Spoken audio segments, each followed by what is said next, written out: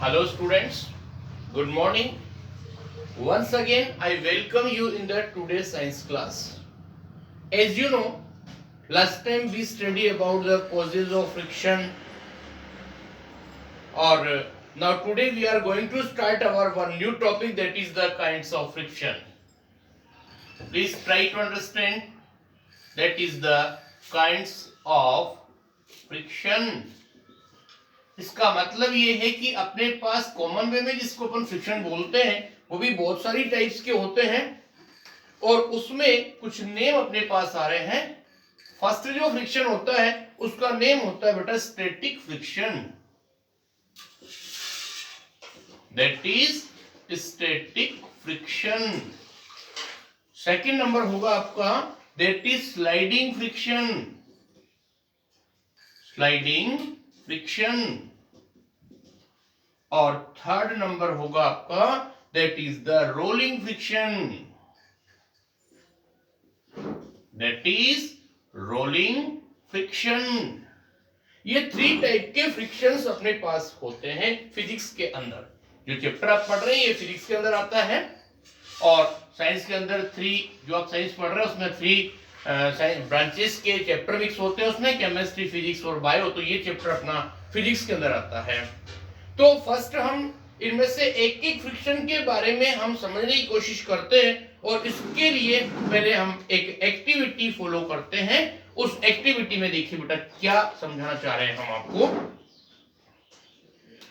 Take a wooden block provide with a hook and place it on a table. Attach a spring balance to the hook, read the record the zero error of spring balance. Apply a small force on the block by pulling the spring balance. The wooden block remains at rest because a frictional force equal but opposite to the applied force comes into the action between the surface. Suppose this is your table. ये अपने पास table है और इसमें हमने क्या किया, यहां पर एक आपके पास ये वुडन ब्लॉक रखा हुआ है और इस वुडन ब्लॉक के अंदर ये हुक है और इस हुक से हमने स्प्रिंग बैलेंस को अरेंज कर दिया।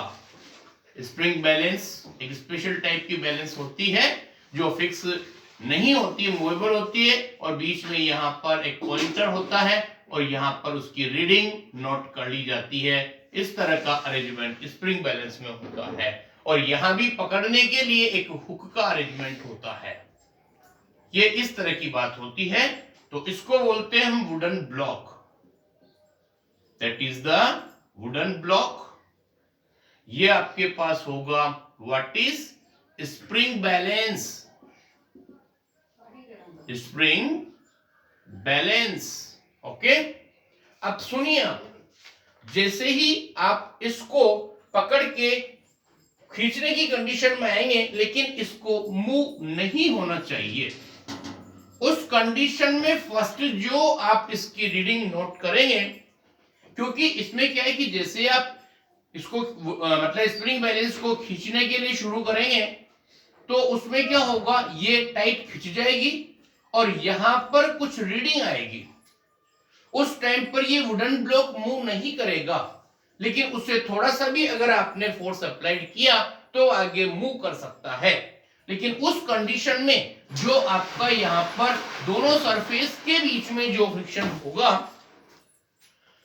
और increase to force little, you can notice the block does not move but the spring balance record higher magnitude. लेकिन इस टाइम पर इसके अंदर सबसे ज्यादा high magnitude of force show होगा, मतलब उससे थोड़ा सा भी आपने आगे बढ़ाया तो क्या होगा, वो मूव करना शुरू कर देगी। पर अपने को मूव नहीं करवाना है, मूव करवाने से पहले की रीडिंग देखनी है अपने। This means that the force of friction has increased to the balance the pulling force on the block. This situation is self-adjusting. ये सिचुएशन जो होती है वो सेल्फ एडजस्टिंग होती है, मतलब कि नॉर्मल वे में ब्लॉक रखा है कोई दिक्कत नहीं है, पर जिससे नॉर्मल ब्लॉक में हम स्प्रिंग बैलेंस लगा करके उसको खींचने की कोशिश करते हैं तो मूव करने से पहले का जो एडजस्टमेंट होता है उसको बोलते हैं हम self adjustment. If the pulling force increase further at a certain stage, the block began to move. और फिर भी अगर आपने इसमें थोड़ा सा और फोर्स को इंक्रीज किया तो ये वुडन ब्लॉक आगे की तरफ मूव करना शुरू कर देगा. Okay, move. At this stage, the spring balance will register maximum. Okay, now the maximum applied force. This is called static friction. तो ध्यान से सुनना, हम बता रहे हैं आपको स्टैटिक फ्रिक्शन क्या होता है, उसकी डेफिनेशन देखना. अभी अपने जो पढ़ा वो पूरा स्टैटिक फ्रिक्शन के बारे में है. स्टैटिक फ्रिक्शन मींस क्या बताया हमने? Force required to overcome, that is force required to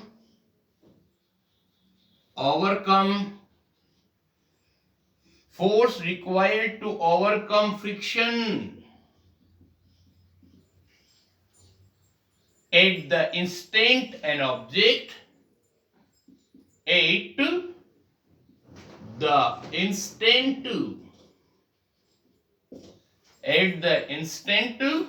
object start moving.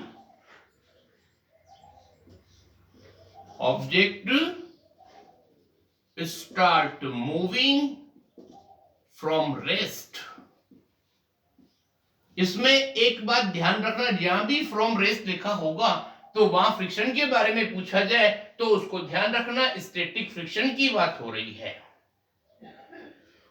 आपने कभी देखा भी होगा, कभी कोई भी बाइक वगैरह गाड़ी वगैरह अपन स्टार्ट करते हैं तो पहले रेस्ट से मोशन में आने में ज्यादा फोर्स, ज्यादा फ्रिक्शन से ऊपर निकलना पड़ता है, तब जाकर गाड़ी मूव करती है. और एक बार मोशन में आने के बाद जो continue pulling of the block with the spring balance होगा वो थोड़ा सा अलग होगा और उस टाइम पर जो होगा उसको लिमिट फ्रिक्शन या स्लाइडिंग फ्रिक्शन कहा जाएगा.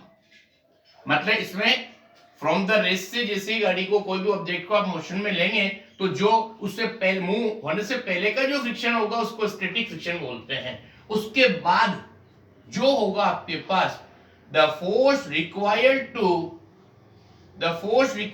टू हम बात कर रहे हैं बेटा अब, that is the sliding friction. Sliding friction क्या होता है सुनना. स्लाइडिंग फ्रिक्शन की डेफिनेशन इस तरह से है, the force required to keep the force required to keep the object moving,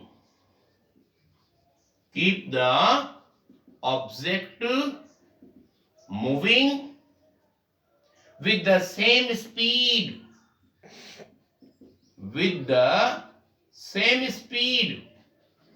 मतलब उसके बाद जो सेम स्पीड होगी उस पर वो ऑब्जेक्ट कंटिन्यू मूव कर रहा है तो उस टाइम पर जो फ्रिक्शन होगा वो होगा आपका sliding friction. That is sliding friction. इतनी बात समझ में आ गई. स्लाइडिंग फ्रिक्शन के बाद sliding friction is slightly smaller than the static friction. तो ध्यान रखना स्टार्टिंग में रेस्ट से मूव करने की जो फ्रिक्शन होगा स्टैटिक फ्रिक्शन वो थोड़ा सा ज्यादा होगा और एक बार मूव होने के बाद फिर जो रिमेनिंग टाइमिंग में जो फ्रिक्शन लगेगा वो थोड़ा सा कम होगा. That is the sliding friction. Okay, now इसी चीज को हम आगे दोबारा रिपीट कर सकते हैं by the using another wooden block. We will notice the reading by spring balance with the block move with the steady speed is much less than the sliding friction. Measure the above this force friction is called rolling friction. तो उसके बाद सुनना, तो एक बार आगे बढ़ने के बाद reading the record by balance when block move with the steady speed is much less than sliding friction measured above. This force of friction is known as rolling friction. When the body roll over the surface of another body, the resistance to its motion is called rolling friction. अब कोई भी object मतलब किसी भी गाड़ी के wheel अगर continuously rolling करते हुए जा रहे हैं तो उसमें कोई फोर्स ऑफ फ्रिक्शन होता है जो इसको मूव करने से रोकता है, उसका नेम होगा बेटा रोलिंग फ्रिक्शन। तो हमारे पास तीन तरह के फ्रिक्शन हो गए। फर्स्ट नंबर स्टैटिक फ्रिक्शन सबसे ज्यादा होगा, उससे कम स्लाइडिंग फ्रिक्शन होगा, ये रेस से मूव करने में हेल्प करता है, ये मोशन को आगे बढ़ाने में हेल्प करता है, और मूविंग करते टाइम जो फ्रिक्शन होगा उसको हम नेम देंगे रोलिंग फ्रिक्शन। यहां पर एक ग्राफ भी बना हुआ है, उसको ध्यान से देखना। यहां पर स्टैटिक रीजन, स्लाइडिंग रीजन, थोड़ा सा ध्यान से देखिए बेटा, ग्राफ के बारे में आपने पढ़ रखा होगा। ये आपकी y एक्सिस, ये x एक्सिस। यहां पर हमने क्या करा, फर्स्ट में ये इस तरह का डायग्राम आपका यहां पर दिया हुआ है और इसमें हमने दिया बेटा स्टैटिक फ्रिक्शन। यहां से यहां तक फर्स्ट नंबर पे जो फ्रिक्शन लगा ना उसका नेम क्या दिया हमने, स्टैटिक फ्रिक्शन। स्टैटिक फ्रिक्शन होता है ओनली एक पर्टिकुलर लिमिट में जब उसको मूव करवाने तक, that is the static region होगा ये, और ये होगा force of friction, force of friction. Okay, उसके बाद उसकी स्पीड थोड़ी सी कम हो जाएगी तो वो हो जाएगा आपके पास में, that is the sliding friction. Book में देख लेना, आपका क्लियर डायग्राम हुआ है, that is the sliding friction. इतनी बात समझ में आ गई। और ये कहने का मतलब क्या हुआ कि जब भी वुडन ब्लॉक को हम स्टार्ट करते हैं रेस से, तो जो फ्रिक्शन रेस मूवमेंट से पहले होता है उसको sliding friction, sorry static friction बोलते हैं। मूव होने के बाद जो फ्रिक्शन डेवलप होगा स्टैटिक से कम होगा, that is the sliding friction, और रोलिंग करते टाइम जो फ्रिक्शन होगा that is the rolling friction. अब अगला टॉपिक आ रहा है बेटा, friction is a necessary evil. मतलब फ्रिक्शन होना कैसे एक बुराई है, क्या अच्छाई है, क्या नुकसान है, क्या फायदे, देखना। फ्रिक्शन के दोनों इफेक्ट होते हैं, बैड एस्पेक्ट आल्सो और good aspect also. It is friction acting between our sole and the surface of the ground that we are able to walk, run or move fast। आपको पता है जब अपन surface पर move करते हैं तो जो भी आपकी स्लीपर्स होती हैं, शूज होते हैं, उनका सोल कुछ पर्टिकुलर टाइम के बाद फट जाता है या टूट जाता है due to the friction applied by ground on our sole of shoe. और in our day to day life we have been impossible without the frictional force. और बहुत सारी ऐसी एक्टिविटीज होती हैं जो फ्रिक्शन के बिना पॉसिबल नहीं है। On the other hand, the friction between the various parts of machine lead to the loss of energy and thereby reduce the efficiency of machine। लेकिन उसका बैड इफेक्ट क्या होता है बेटा, दूसरी तरफ कि कोई भी जो मूविंग पार्ट ऑफ मशीन्स होते हैं उनमें कंटिन्यूली फ्रिक्शन से बाहर निकलने के लिए, मूव करने के लिए बहुत सारी एनर्जी का लॉस होता है, मशीन की एफिशिएंसी कम होती है। तो ये एक बैड इफेक्ट हो गया, उसकी वजह से मूविंग पार्ट्स टूट जाते हैं, उनको चेंज करना पड़ता है या रिपेयरिंग करवानी पड़ती है। तो फ्रिक्शन को एक नेसेसरी एविल कहा गया। इसमें अच्छाई भी है तो बुराई भी है। तो इसमें अब हम बात कर रहे हैं बेटा about the effect of friction. देखिए फ्रिक्शन के क्या क्या इफेक्ट है। When an one object move over the other the friction between them show the following effect. इसमें फर्स्ट बात हमने आपको बताई, wear and tear of the machine part are caused due to the friction। जब भी कोई machinery है वो मूविंग करती है तो मूविंग पार्ट जो होता है ना वो टूट जाता है, क्यों, ड्यू टू द फ्रिक्शन। और इसी तरह से हम दूसरी बात करें कि जो आपके शूज होते हैं उनके सोल को हम ऑब्जर्व करें तो न्यू शूज का जो सोल होगा, ओल्ड शूज का जो सोल होगा उसमें डिफरेंस होगा, क्योंकि जो शूज यूज में आया हुआ है उसका सोल कैसा होगा, वियर एंड टियर, टूटा फूटा मिलेगा आपको, लेकिन न्यू वन होगा वो ओके कंडीशन में होगा। फर्स्ट पॉइंट समझ में आ गया। सेकंड पॉइंट की बात करें बेटा, heat is produced by friction. जब बहुत तेज सर्दी होती है तो अपन अपने पाल्म को आपस में रबिंग करते हैं तो वार्मनेस फीलिंग होती है, क्यों, क्योंकि दोनों एक दूसरे के पाल्म अपोजिट डायरेक्शन में मूव कर रहे हैं ना, तो फ्रिक्शन की वजह से उसमें हीट प्रोड्यूस होती है। Similarly, when you strike a matchstick against the rough surface, it causes catch the fire. आपने कभी देखा है मैच बॉक्स और मैच स्टिक? जब भी आप मैच स्टिक को बर्न करते हैं तो पहले उसको मैच बॉक्स की आउटर सरफेस पर रब करना पड़ता है, और मैच बॉक्स का जो आउटर सरफेस होती है वो काफी रफ होती है, और उसमें थोड़ा सा फोर्स लगाकर हम फ्रिक्शन ज्यादा डेवलप करते हैं। तो एट ए रिजल्ट वो क्या होता है कि थोड़ा सा एक्सप्लोजिव या बर्निंग सब्सटेंस होते हैं, तो फटाफट से फायर डेवलप हो जाती है। इसमें एक इंपॉर्टेंट साइंस बीट बता रहा हूं बेटा, सुनना ध्यान से। ट्राइबोलॉजी एक ऐसी साइंस होती है जिसमें हम ये पता करते हैं कि कौन सी चीजें क्यों टूटती है, कितने फ्रिक्शन पर टूटती है, कैसे रिपेयर होना चाहिए। ये फ्रिक्शन वाले टॉपिक में जो लोग बड़ी क्लासेज में फ्रिक्शन के बारे में पढ़ते हैं ना, तो उनको एक बुक पढ़नी पड़ती है, उसका नेम होता है ट्राइबोलॉजी। वन और thing, motion is oppose the friction. आपको पता है जब कभी भी कोई भी ऑब्जेक्ट मूविंग कर रहा होता है तो उसको रोकने के लिए जो इनविजिबल फोर्स होता है उसको हम फ्रिक्शनल फोर्स बोलते हैं। फुटबॉल के बारे में हम बात करें कि ग्राउंड पर फुटबॉल मूविंग करती हुई जा रही है, कुछ टाइम बाद रुक जाती है due to the what, that is the frictional force और friction. So friction oppose the motion. आपको पता है न्यूटन ने एक लॉ प्रपोज किया कि if an object start moving it will never stop, it will continue to move if there is no friction। उसने कहा कि अगर कोई भी ऑब्जेक्ट मूविंग कर रहा है तो कंटिन्यू चलता ही रहेगा अगर वहां पर फ्रिक्शन नहीं हुआ तो, क्योंकि यहाँ पर जो भी चीजें रुकती है ना अपने आप चलती हुई, तो वो फ्रिक्शन की वजह से होता है, फ्रिक्शन ग्राउंड से अप्लाइड होता है। Nails and screw hold wooden board together due to the friction। आपको पता है जो स्क्रू और कील वगैरह जो होती है फर्नीचर में सेटअप करते हैं टेबल चेयर वगैरह में, तो वो भी फ्रिक्शन की वजह से ही एक साथ बाइंड रहते हैं। और एक और बात सुनना, we are able to write on paper because of friction। हम जो लिखने का काम करते हैं ना उसमें भी जब हम चाहें जब रुक जाते हैं ड्यू टू द फ्रिक्शन।